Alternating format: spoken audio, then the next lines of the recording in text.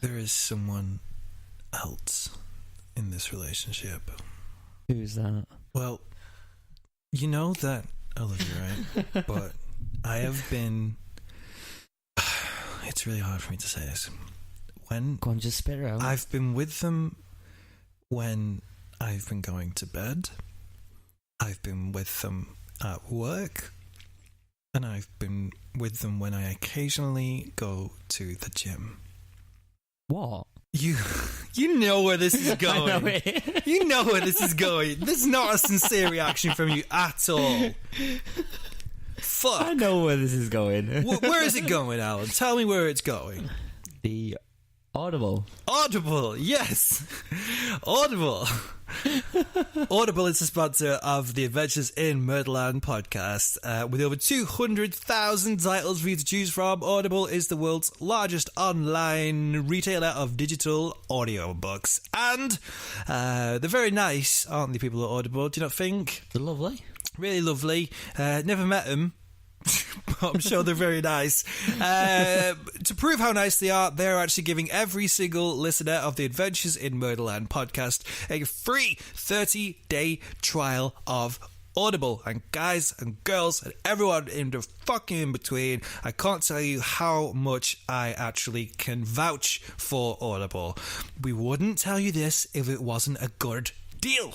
They are awesome, to be fair. They are so good. I have had Audible for like 6 or 7 months now, and it's just unbelievable. The options you can get. I mean, I like reading. I've always liked reading, but I never have the time to actually sit down and give a good half an hour, 45 minutes to a book. I'm always doing something like editing video, editing the podcast, or doing something at work. So it's good if you can multitask and do something do something like work, but while enjoying a book. You can fit in reading a book, and it's amazing. If you want a free 30-day trial, and get this, Daddy-O. What? A free audiobook. A totally free book of your choice.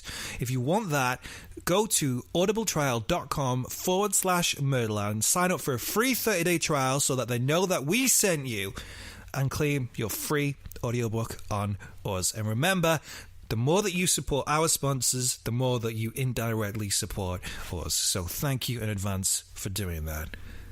Okay? Are you happy with that deal, Alan? No, yeah, I'm happy. You're happy with the deal? Fantastic. Okay.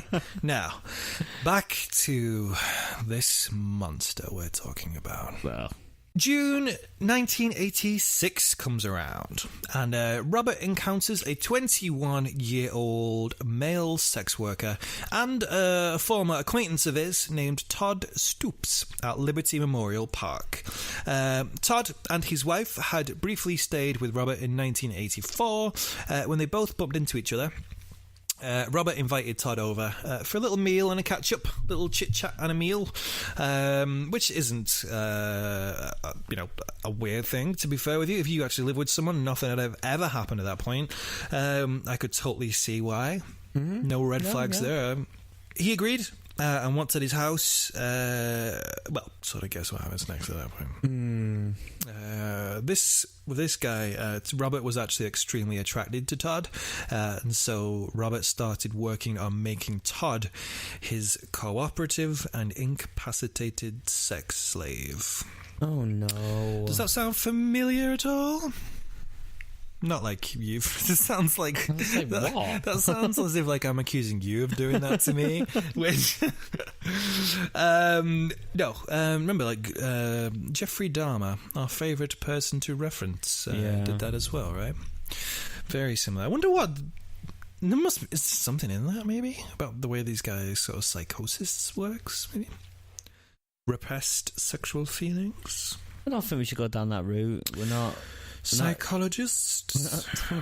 We're not that smart. Pseudo-psychologists. We are pseudo-psychologists. I don't know. Maybe like if you're brought up in a religious background like he was, maybe, if you're always told that gay is bad, gay is the devil, you'll go to hell. Maybe after a fucking while, you start believing you are the devil.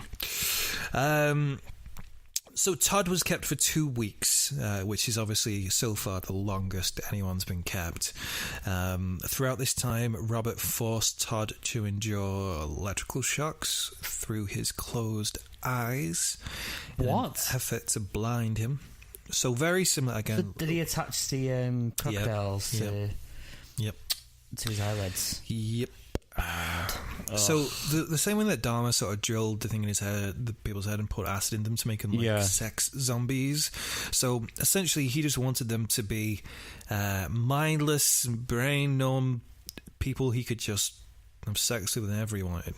This is what he did with him. So, as well as the electrical shocks in his eyes, he also injected drain cleaner into his larynx. What? It was unsuccessful, but obviously fucking painful as shit. No, I can imagine. Yeah, it was trying to make him mute so he couldn't speak. It was just burning, right? Yeah. On one occasion, on the second week, Todd asked if he could have a soft drink and maybe a sandwich, because obviously you'd be hungry and your throat would be fucked. Robert refused, at which point Todd burst into tears, which is understandable, and I don't know. I was debating whether to leave that bit in, but just adds. No, definitely. He adds the emotion to it, and it's important to see what fucking horrors these people were put through. Robert stated that towards the end of the 2-week period, he did attempt to feed Todd some ice cream and soup, but he was unable to keep anything down at that point. So he couldn't eat. He was in that much pain. It's so upsetting. So upsetting. Moreover, Todd was so weak he was unable to breathe while in a sitting position. Robert's assumption was that Todd died of a combination of a fever and also blood loss contracted due to the repeated sexual assaults and abuse he had forced him to endure, which had also included the rupturing of his anal cavity with Robert's own fist. Oh my god. Which fucking horrible. Fucking horrible. I mean, for people who want to be fisted, don't they like train for a long time doing it? It's like a fucking Olympic athlete, right? That's not in my realm of knowledge. But for this guy, he's obviously just forced his way in there. Gruesome. Fuck. I mean, I'm one of those people who is like, if I was in a situation, life or death, I'm always going to want to live. I'm always going to want to live. But if this has happened to me, I think this is the point where I would be, kill me. Yeah. Kill me. This is the fucking limit of anyone's fucking human endurance. It's springtime, 1987. I'm sorry. I needed to get out of that hole. It's springtime, 1987. Our good friend Robert becomes friends with a 20-year-old... Sorry, yeah. So, what happened to him then? Did he sort of left it? No, I said he died. Yeah, so... Did he do the same sort of thing? Did he chop him up? Yeah, same things happened with right, him. okay. Sorry, I should say he pretty much disposes of the bodies in the same way, right, unless otherwise stated by myself. In springtime 1987, our good friend Robert becomes friends with a 20-year-old named Larry Wayne Pearson. Robert met Larry in his shop. Bob's Bazaar. So literally Larry just walked into his shop. Literally Larry just walks into his shops. They get talking. Apparently Larry was interested in like witchcraft and shit, and he was liked all his little trinkets and things. Just to show you an idea of what fucking trinkets he fucking had. Oh, you can't see that, the image is too small. Well, you can just see it's an awful lot of shit and clutter in one place. It looks like an apothecary cabinet, to be fair. Yeah, well, it's not. It's just a bunch of shit. But Larry liked it anyway. So much so that the two hit it off, and he started living with Robert. Oh, okay. He willingly performed chores around his home, and as a means of paying rent, and everything was actually going swimmingly. And Robert actually didn't once think of kidnapping and torturing Larry. Everything was fine with these guys. Oh, cool. Larry was a great guy, so much so that Robert ended up regretting his previous actions and took up a role in the local priesthood. The two later went on to form their own travelling funk metal fusion band, releasing their first EP in 1989, titled Bob and Larry Electric Boogaloo. Their first single, Ain't Nothing Fishy About This Sissy, topped the charts in Bulgaria for 17 consecutive weeks. The song crept back in the Bulgarian charts in 2006 when it was remixed by superstar DJ Steve Aoki. What? Steve Aoki remixed that song? No, I'm joking. I'm joking. I wish the story that was so ended much that way. conviction. I wish the story ended that way. I thought I needed to break this up, and also I really wanted the story to end up that way. You said that with so much conviction. He actually really did believe you. That's my GCSE drama going into play. But yeah, fuck, I wish that was the case. Wait, so what is actually... Did he actually form a band, or... No. I actually don't know now. No. At the point where he didn't think about torturing him, is as far as we got in the truth in that. Sorry for people who might believe that. Jesus Christ. What do you really think they would have a song called Ain't Nothing Fishy About This Sissy? I don't know. No. Bob and Larry Electric Boogaloo. Fuck off. No. No. Well, Jesus Christ. The real story, unfortunately, doesn't end so well. Robert had to go bail Larry out of jail one day, where Larry then confessed to and jokingly made reference to his practice of robbing gay men throughout Wichita. That evening, Robert got him drunk before injecting him with chlorpromazine, his same drug of choice, and moving him down to his basement, where he bound Larry's hands above his head, then linked the rope he had used for this purpose to a brick column.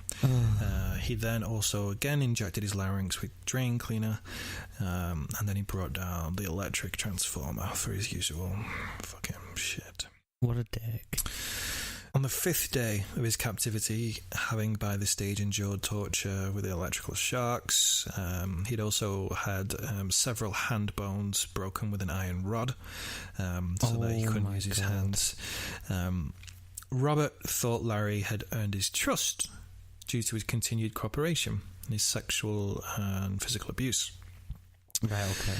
As a form of reward, Larry was moved to the 2nd floor. Which, this seems like a good plan so far. So go with it. Psychological... But is that because he actually did like him now? Because Robert liked Larry. Yeah. Maybe he was more warmed to it. Maybe. Yeah, maybe. Robert... Larry was moved to the 2nd floor with Robert telling him that if he continued to cooperate, he would not continue to inflict as much pain upon him as he had done so while he was in the basement. Throughout the latter part of his 6 weeks of captivity, Larry trained himself to sleep without moving. I'm guessing so that he didn't accidentally knock him or bump into him, so he didn't antagonize him even more. Then finally, obviously your patience grows thin after a while. In an act of despair, Larry deeply bit into Robert's penis. Oh, shit. Which obviously would not end well. In response, Robert killed him by first bludgeoning him into unconsciousness with a tree limb, then suffocating him with a bag and a ligature, before driving to hospital to receive treatment for his wound. Larry's body was later dismembered in the basement and his head stored in a plastic bag in the freezer. That's new. Yeah. Yeah. Oh, please don't say you got a picture of that. There is a picture of something, but I'll show you that later just in case. Larry almost, it's a good idea. It's like psychological, get into their brain. That's what I think, because if you're in that situation, you're weak. You're not going to be able to physically overpower someone like this. Yeah. Your best bet, because obviously something's fucked with these guys, to get into their mind. Mind tricks. If you're in that situation, fucking try anything. Try anything. No, I agree. That's if you can remain fucking conscious enough with all the fucking torture. Fuck. Almost 12 months later, on March 29th, 1988, A 20-year-old male sex worker named Christopher Bryson was lured to Robert's house on the promise of payment for sex. Once at Robert's home, Chris was knocked unconscious with an iron bar, then bound to the bed,